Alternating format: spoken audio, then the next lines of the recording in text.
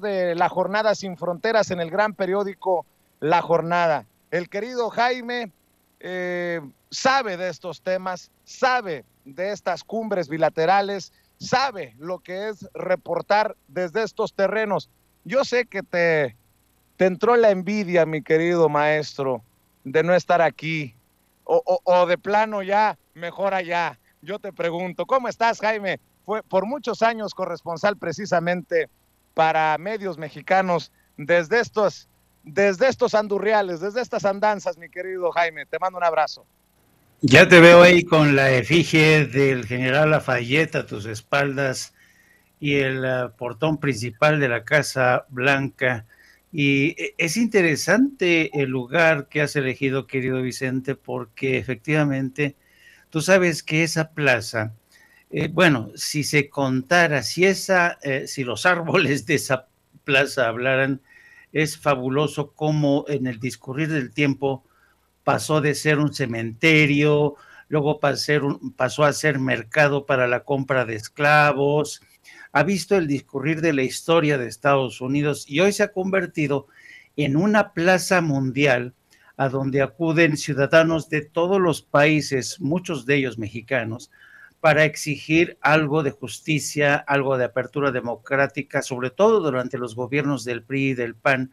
Así es que estás prácticamente en la zona cero, que ha sido la zona cero de la lucha por los movimientos y las luchas de los derechos civiles. Además, está espléndido el día, querido Vicente. Además, ¿qué me decías, Jaime? Perdón. Que está espléndido, se ve que está espléndido el día.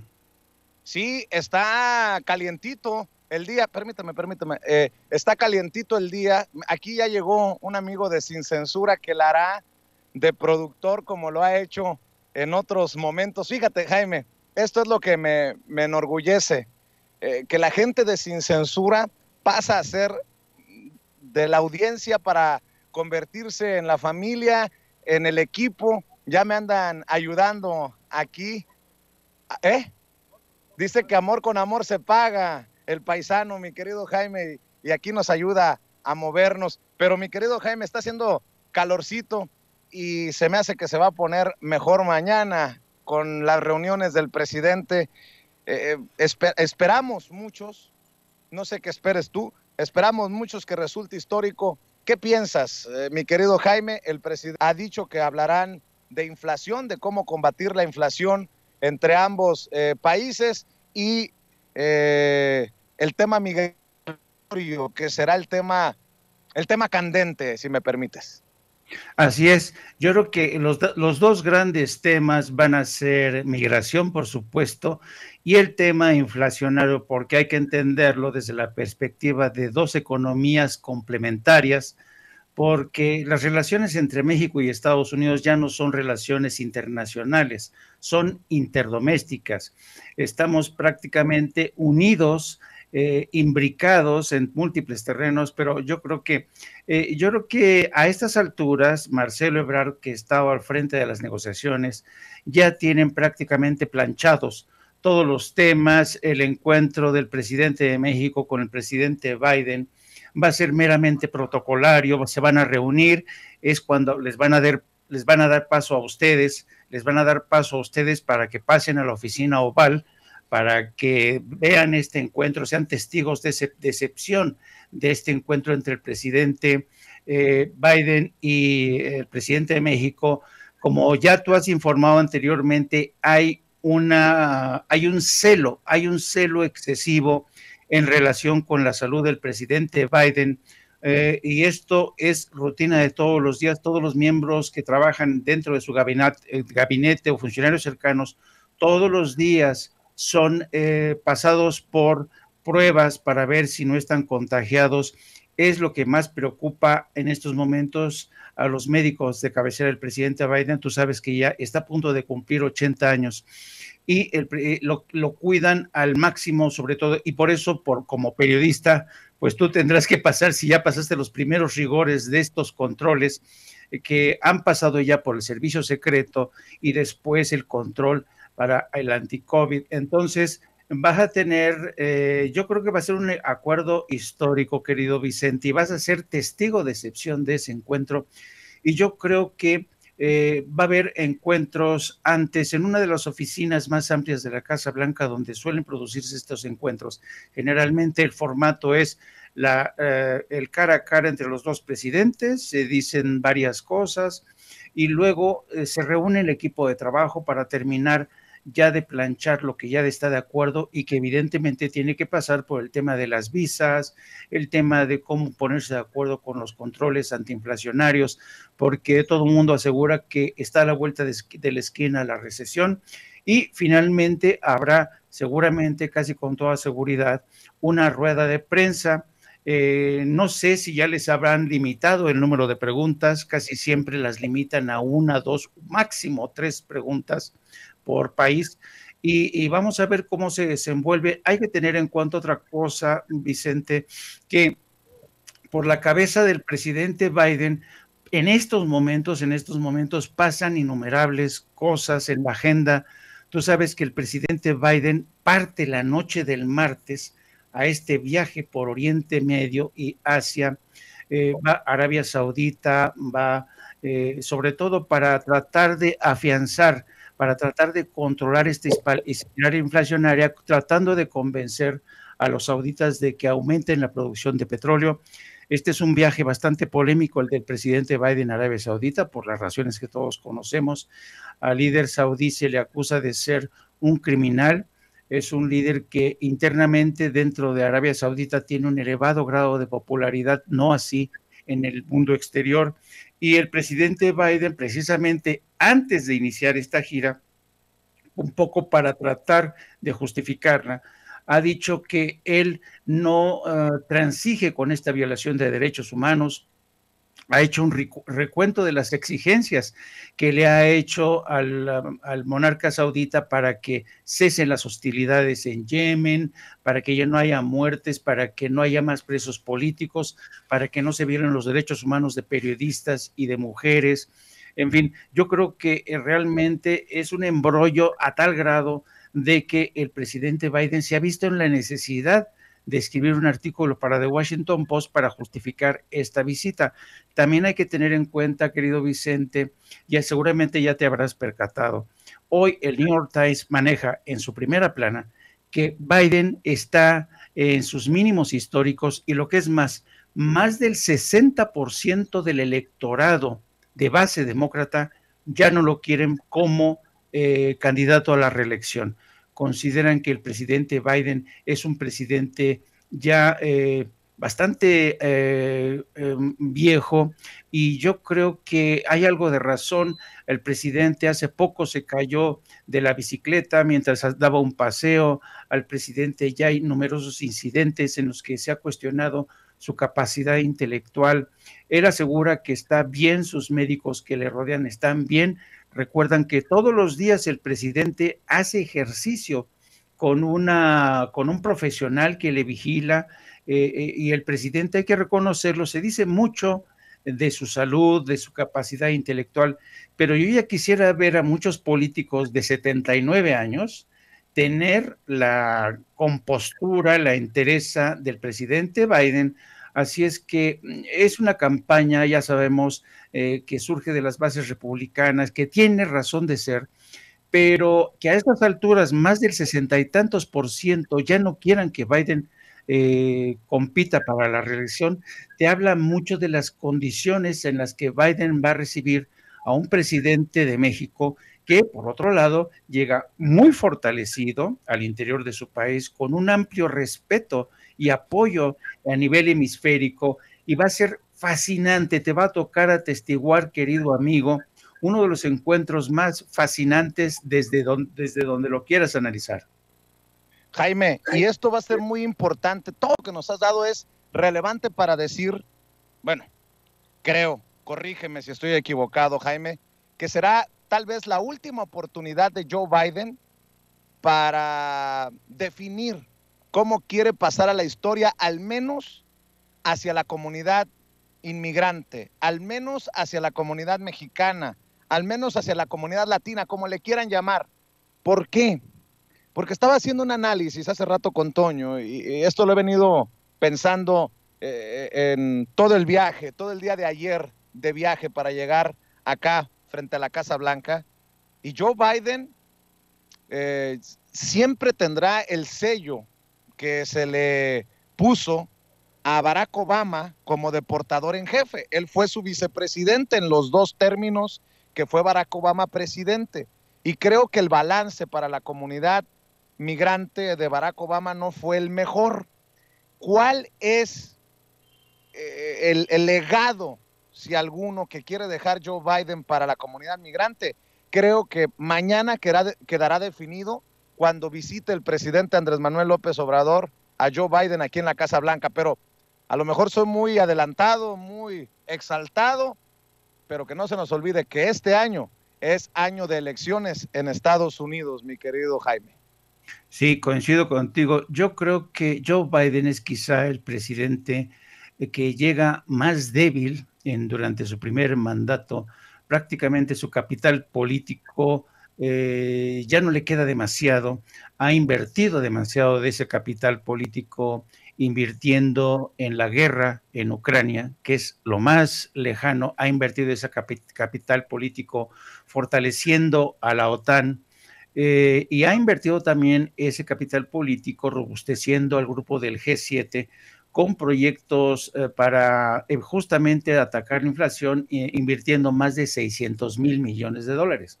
Entonces, este capital político, yo lo entiendo, apurado por las urgencias que ha traído la realidad política y económica del mundo entero, pues llegan en un momento en que México y la comunidad hispana migrante en Estados Unidos, pues le está exigiendo que cumpla con una de sus promesas que tiene carácter urgente para la comunidad migrante. Yo, francamente, soy no creo que vaya a haber un anuncio espectacular. Yo creo que todo se va a limitar, desafortunadamente, al anuncio de los permisos de trabajo, las famosas visas HB2 o H2A, y no sé si te fijaste, hoy en la mañanera utilizó el presidente de la necesidad de regular una migración para que ésta sea legal. Y para mí esto fue la clave que confirma que con este tipo de lenguaje que ya está utilizando el presidente, el acuerdo ya está planchado entre Estados Unidos y México. Es decir, hay visas que se van a anunciar posiblemente mañana, pero para lo de la reforma migratoria yo creo que se harán pronunciamientos de carácter voluntarista, en el sentido de que se va a hacer todo el esfuerzo posible. Pero ahora que lo citas a lo que es el legado de Barack Obama, que es realmente triste cuando lo ves por el espejo retrovisor, yo tengo la impresión, querido Vicente, de que Barack Obama actuó con el complejo de un hombre negro que quiso quedar bien con los políticos blancos, y por eso no fue más audaz Barack Obama, y por eso, y además invirtió parte de su gran político en el primer mandato con la ley de salud.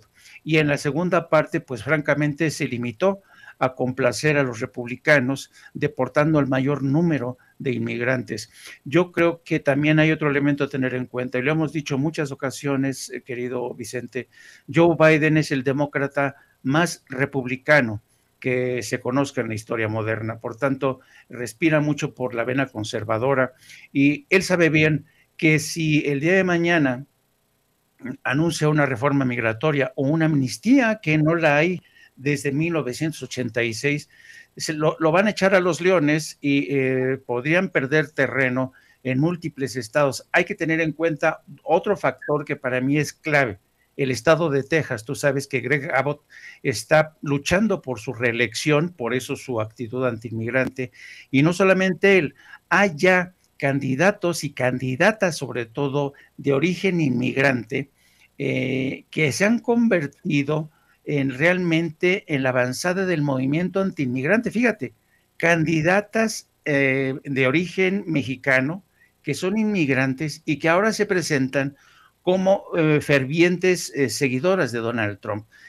¿Por qué menciono el caso de Texas? Porque tú sabes que desde siempre en los análisis de la política, Texas se ha convertido en la gran cuestión.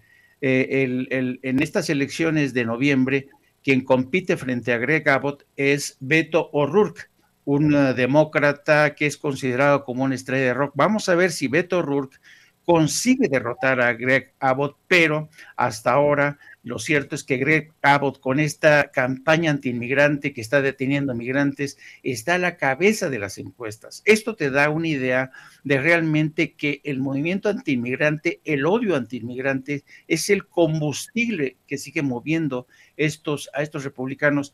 De ahí precisamente la encrucijada en la que se encuentra Joe Biden y el presidente López Obrador, por más llamados que haga a favor de que la gente no vote por Greg Abbott o que inste una vez más al presidente Biden a que haga realidad una reforma migratoria, seguramente ya Marcelo Ebrard ya se encargó de decirle, oye, por el momento yo no lo veo posible, no lo presiones tanto por ahí, conformémonos con las visas. Creo que va a ir por ahí, van a ir para ir por ahí los tiros, querido Vicente.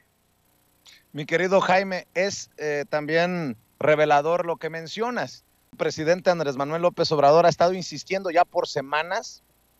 Recuerdo que creo, me corrigen si estoy equivocado, que la primera vez que lo mencionó fue cuando le hice aquel planteamiento el pasado miércoles en la mañanera.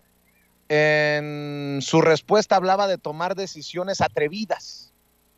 Y creo que si Biden no toma una decisión atrevida, debería de definir un cálculo, debería de hacer un cálculo el equipo de Joe Biden y definir, a ver, si no tenemos el capital para reelegirnos, ¿cómo seremos recordados? Porque en este momento histórico, creo que Biden pasaría a la historia, si no se reelige en las próximas elecciones, como un presidente que ni fu ni fa a la comunidad inmigrante. ¿Y por qué lo digo?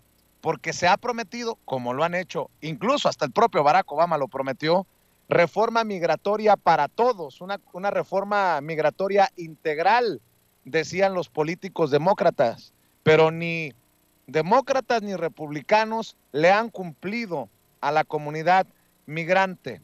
Así que vamos sacando cuentas a ver si Joe Biden se atreve, en términos del presidente Andrés Manuel López Obrador, se atreve a tomar estas decisiones pues que podrían ser sin precedentes, vamos a ponerlo así, Jaime, aunque sí considero, y qué bueno que tú lo has puesto sobre la mesa, hay que ser cautelosos. ¿Puede ser histórico? Sí. ¿Es difícil? Muy difícil para que se haga un anuncio de magnitud histórica, pero llega el presidente Andrés Manuel López Obrador bien posicionado hacia el interior, o sea, hacia México, con niveles de aprobación no vistos por los gobiernos neoliberales y con el sartén por el mango, porque a Estados Unidos le hace falta México si es que quiere hacerle frente al fenómeno migratorio que ha generado una crisis, le llaman ellos, en la frontera. Hay que esperar que se hable con claridad del compromiso que hizo cuando era presidente Donald Trump. Insisto, no es Donald Trump, es el presidente de Estados Unidos el que hizo el compromiso de invertir miles de millones de dólares en Centroamérica, y este presidente cambia el nombre, pero la investidura institucional es la misma. Este presidente no ha cumplido con ese compromiso, mi querido Jaime. Sí, y digamos, y si ampliamos el espectro, querido Vicente, yo coincido contigo. Acuérdate que lo que el presidente siempre ha dicho, que la política es el arte de lo posible, y ya que lo planteas en el sentido de que Biden, imagínate que Biden termine, sería el presidente ya más longevo que aspira a un segundo mandato, si es que se confirma su candidatura. Él ha insistido que sí, pero dado el estado de ánimo del electorado demócrata y dado también las prisas y las ansias que ya apuran a gobernadores como el de Illinois y de California, que ya dijeron, bueno, si el presidente decide no presentarse, nosotros nos presentamos en la lucha por la Casa Blanca. Son tantos los elementos que están en estos momentos en juego que yo diría que hay, digamos, es un menú el que tenemos ante nosotros de opciones que se le van a presentar al presidente López Obrador. Uno es, para mí la más importante quizá, la que tú mencionas, la oportunidad histórica de realmente amarrar algo en el frente migratorio. Eso dependerá de los análisis de perspectiva de la gente que asesora al presidente Biden, pero yo no sé si alguien tendrá los pantalones suficientes para decirle, Mr. President, creo que usted no es presidente de segundo mandato. La gente no lo quiere, así es que utilicemos la piedra del sacrificio para pasarlo por ahí y que se haga realidad la reforma migratoria. Aún así, tendríamos que contar los votos que hay en el Congreso, tanto demócratas como de republicanos. Y francamente, los republicanos se han ido hasta el extremo derecha, querido Vicente, que verlos regresar hacia el centro yo lo veo muy complicado. Y luego, otro elemento a tomar en cuenta. Yo creo que hablo de menú porque aquí tal pareciera que cada quien llega a esta visita con sus libros, con sus exigencias de peticiones bajo el brazo. Por ejemplo, hoy sabemos que hay un encuentro del embajador Esteban Moctezuma con líderes de la comunidad migrante en la embajada, en la que le van a transmitir las peticiones, por supuesto, le van a hacer la exigencia de que haya una reforma migratoria, porque ha sido imposible agendar un encuentro con el presidente, ¿no? Bueno, luego, mañana se produce este encuentro histórico en el que se anuncian los acuerdos, veremos cuáles son los alcances de estos acuerdos, y el miércoles, una vez que el presidente Biden haya partido, ya no estará en Estados Unidos, el miércoles se encuentran empresarios de México y Estados Unidos, y esto también va a ser muy interesante porque por primera vez llega un presidente como corresponsable de una cumbre entre empresarios de ambos países. Y también hay otro elemento adicional. Hoy me llamó la atención mucho una entrevista de Marcelo Ebrard con la revista Proceso, en la que la revista le da más por el lado de que la DEA quiere mejores condiciones para seguir actuando en México. Yo veo aquí una agenda de la DEA,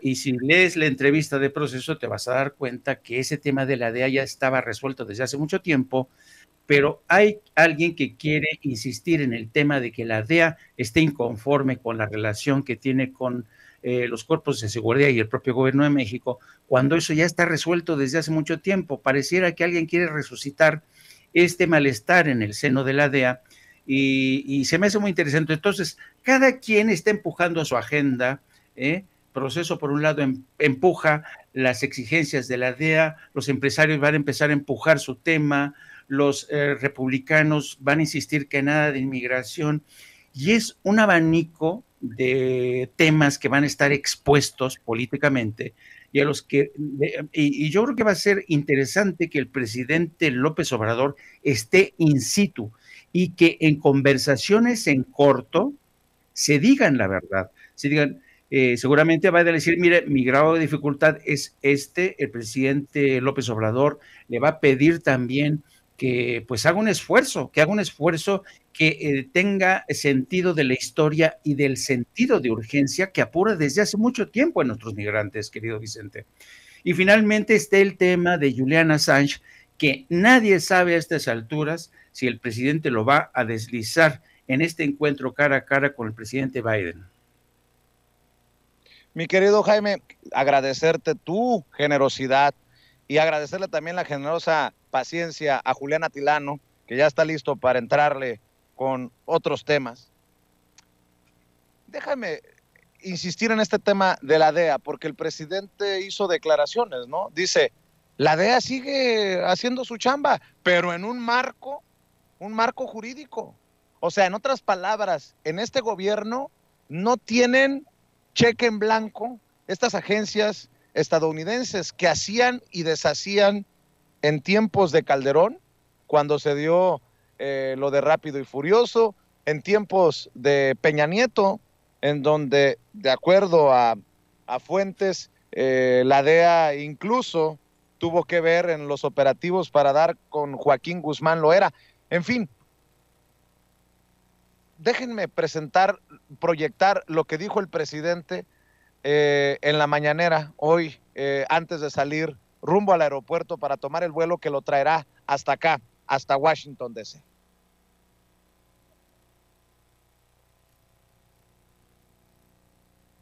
Se está manteniendo o que se está buscando desde esta administración, ¿se pedirá que ya no intervengan agencias como la DEA en la tarea que le corresponde a México en cuanto a seguridad? Siguen interviniendo, nada más que ya hay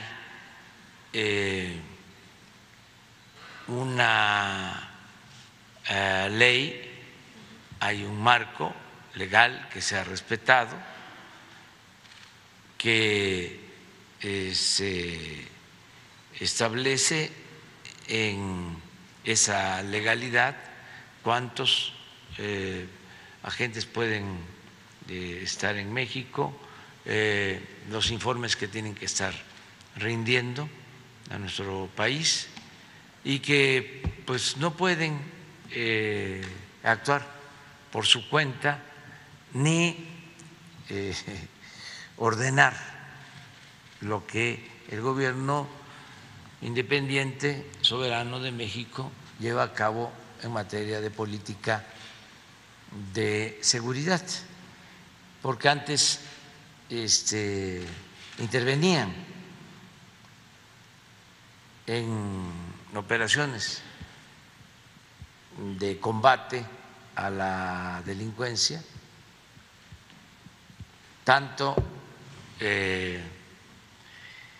en labores de inteligencia como en operativos. Una vez hasta el embajador de Estados Unidos llegó a opinar luego de la detención, la captura, el asesinato de un grupo de presuntos delincuentes en Morelos, de que ellos cooperaban con la Marina porque no le tenían confianza al ejército mexicano. Yo era opositor en ese entonces y protesté. Ahí debe estar en mi Face, a lo mejor lo encuentran. Era embajador un señor de apellido hispano, cuando Calderón, Pascual. Sí. Bueno, ahí está parte de lo que dijo el presidente Andrés Manuel López Obrador, y me llama la atención cómo lo publica la revista Proceso. Por cierto, el canciller, sí, me van a decir que soy envidioso, pero el presidente sigue dando, el canciller sigue dando entrevistas y a medios que tal vez, sigue dando entrevistas, por ejemplo, a la revista Proceso, y a nosotros nos sigue mandando a la goma. Nosotros somos de segunda clase, ahí pobretones, pinches youtuberos, pero pues de ese tamaño el canciller Marcelo Ebrard.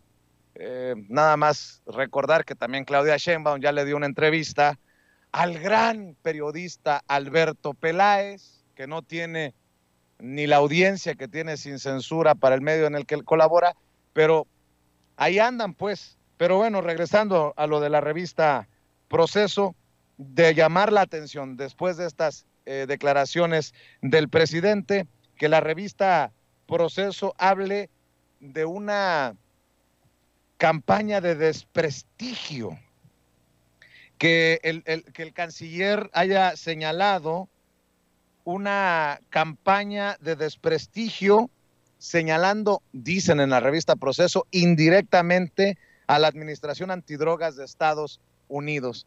Pero qué necesidad, para qué tanto brinco estando el piso tan parejo. El presidente habla claro, no sé qué más le quieren buscar a esto, mi querido Jaime. Así es, y así te das cuenta que evidentemente efectivamente la DEA está tratando de presionar para tener mayor protagonismo en las operaciones, para no tener que rendir este informe de sus actividades, para tener manga ancha, como la tuvieron durante la presidencia, sobre todo de Felipe Calderón. Hay que tener en cuenta que incluso agentes de la DEA en la época de Calderón se disfrazaban con uniforme del ejército o de la marina para actuar. Entonces la DEA tiene que estar supervisada, y eso me parece muy bien, por cuerpos de seguridad mexicanos, porque ya no pueden hacer lo que hacían antes, ¿no? Esto no es Colombia, esto tampoco ya no es México, el México de Felipe Calderón. Y fíjate que lo interesante del caso es que el presidente, cuando cita el incidente con Carlos Pascual, con el embajador Carlos Pascual, se refiere a los cables de Wikileaks en los que quedó en evidencia el embajador Carlos Pascual cuando acusó al gobierno de Felipe Calderón de tenerle aversión. Al ejército mexicano lo acusó de tenerle aversión al enfrentamiento con el cártel de los Beltrán Leiva y también con el cártel de Sinaloa. Esto fue lo que enfureció a Felipe Calderón, y durante una gira que realizó en 2011 a Washington, el presidente Calderón, por esta revelación de Carlos Pascual, le pidió la cabeza del embajador, a lo cual Barack Obama accedió, pero a cambio de esa cabeza hay que recordar que Barack Obama le impuso a Felipe Calderón el sobrevuelo de drones militares que le siguieron la pista al cártel de los Zetas, que era responsable de la ejecución de varios agentes, entre ellos el agente de CBP, Jaime Zapata, y eso marcó el principio del fin para el cártel de los Zetas. Entonces, en esa época, Barack Obama le impuso a Calderón múltiples condiciones. La DEA penetró por todos lados. ¿Por qué? Porque Estados Unidos sabía que había un extraño comportamiento del gobierno de Felipe Calderón frente a los cárteles. Así es que de aquel entonces, ahora, evidentemente el presidente de México ha hecho bien en pintar su raya y decir, no, señores, esto ya no es como antes. Nosotros queremos tener el control de la soberanía y de esta lucha. Y yo creo que esta campaña que se supone, dice Proceso, que viene, y el propio Marcelo dice que viene desde la DEA, yo creo que tiene que ver más bien desde la oposición en México, porque la DEA pues no va a seguir insistiendo a través, ya sabes, de sus correas de transmisión, me refiero a medios de comunicación y periodistas, para que vuelvan a traer el caso nuevamente. Pero yo casi estoy seguro de que ese tema ya quedó atrás, y yo veo muy lejano que el presidente o Marcelo, y sobre todo los secretarios de Defensa y de Marina, le vuelvan a abrir la puerta a la DEA para que haga lo que se le pega la gana. Así es que ese tema ya está superado.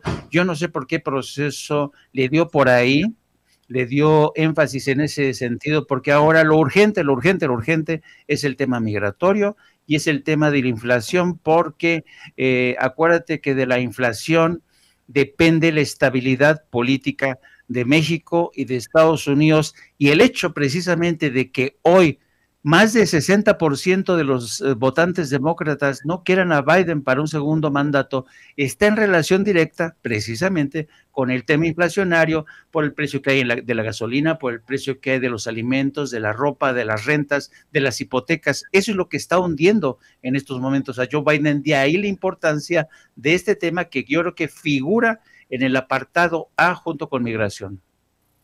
Oye, Jaime, la reunión de mañana con Joe Biden y el presidente Andrés Manuel López Obrador terminará de posicionar a Andrés Manuel López Obrador como el líder continental, el líder de la región, el líder de Latinoamérica que muchos vemos.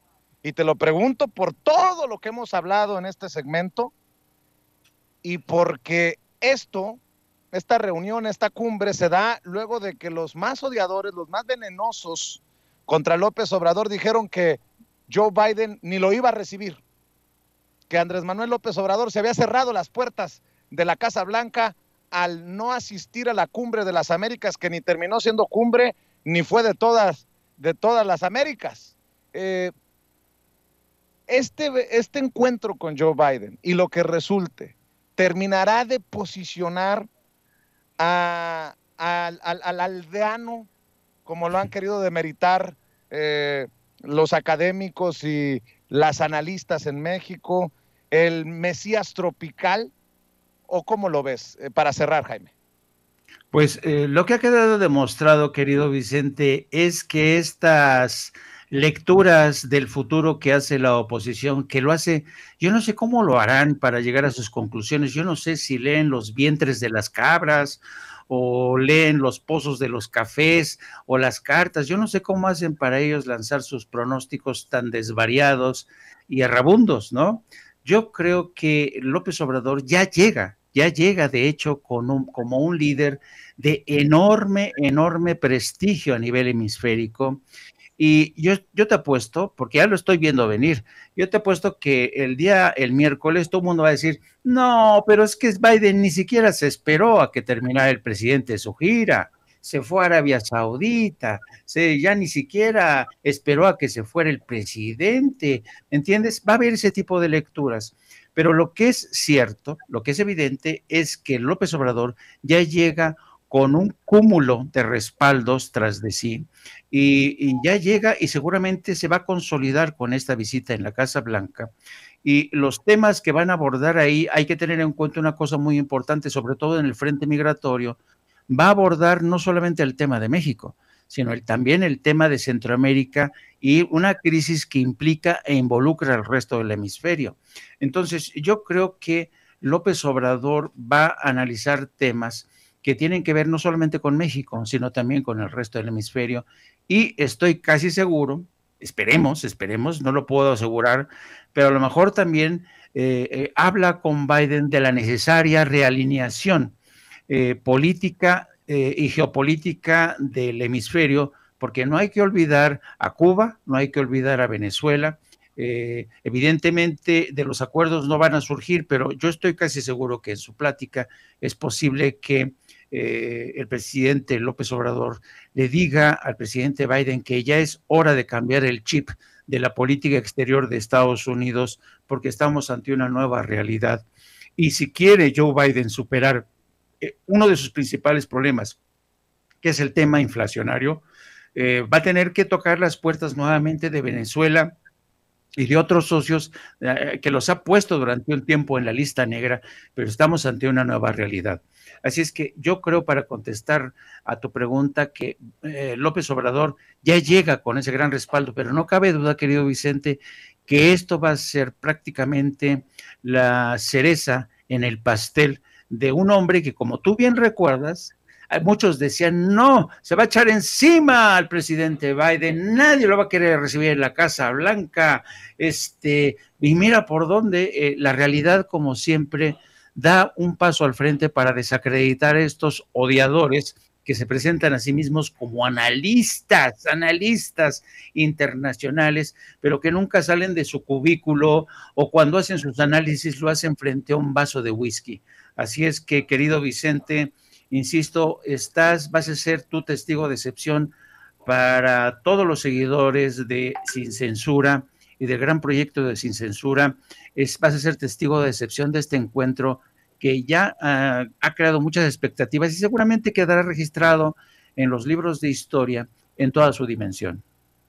Pues nada más para decirle a la audiencia de Sin Censura que estamos en la lista de medios acreditados para, si así al final lo define, da luz verde el gobierno de Estados Unidos, podamos acceder a la Casa Blanca. De hecho, bien mencionabas, hay estrictas medidas de seguridad y de salud para los que vamos a ingresar a la Casa Blanca. Llegamos desde México con una prueba de antígenos, una prueba PCR, y nos volverán a hacer otra prueba.